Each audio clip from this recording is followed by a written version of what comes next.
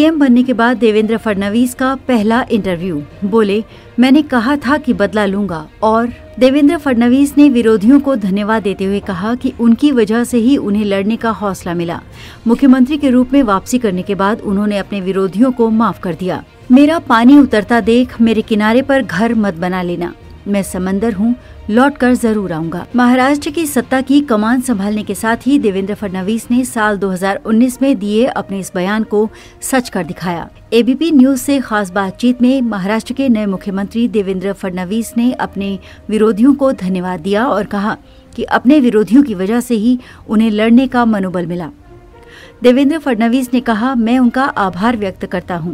उन्होंने मुझे, मेरे परिवार को और मेरी पार्टी को टारगेट किया, जो महाराष्ट्र को भी पसंद नहीं आया। आज उनमें से कई लोगों को शर्मिंदगी होती होगी कि उन्होंने मुझसे ऐसा व्यवहार किया। साल 2022 में जब उप मुख्यमंत्री बना, तब मैंने कह दिया था कि मैं सबसे बदला लूंगा और मैंने बदला ले लिया है। बदले के रूप में मैंने सबको माफ कर दिया। मुख्यमंत्री बनने का श्रेय किसे देंगे देवेंद्र फडणवीस? मुख्यमंत्री बनने के बाद देवेंद्र फडणवीस ने कहा कि उन्होंने नई पारी शुरू कर दी है और अब उनका फोकस है समाज के अंतिम व्यक्ति तक विकास पहुंचाना। अपनी जीत का श्रेय देवेंद्र फडणवीस ने सबसे पहले महाराष्ट्र की जनता को दिया है। उन्होंने कहा, जिस जनता ने हमें बहुत बड़ा बहुमत दिया, प्रधानमंत्री नरेंद्र मोदी ने एक हैं तो सेफ हैं नारा दिया और इस नारे से प्रेरित होकर लोग इकट्ठे हुए और उन्होंने मतदान किया। महाराष्ट्र सीएम ने कहा, 2.5 साल में महायुति सरकार ने जो काम किया वो महाराष्ट्र की जनता को पसंद आया। लाडली बहना योजना ने महिलाओं में सकारात्मकता पैदा की।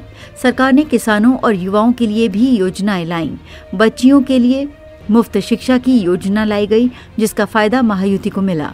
इससे महाराष्ट्र में महायुति के प्रति प्रो इनकम्बेंसी बनी। चुनाव हारने पर सीख मिलती है, देवेंद्र फडणवीस। अपने 10 साल के सफर में देवेंद्र फडणवीस मुख्यमंत्री बने, फिर सीएम बनने के बाद पद छोड़ना पड़ा और अब फिर मुख्यमंत्री पद की कमान संभाली।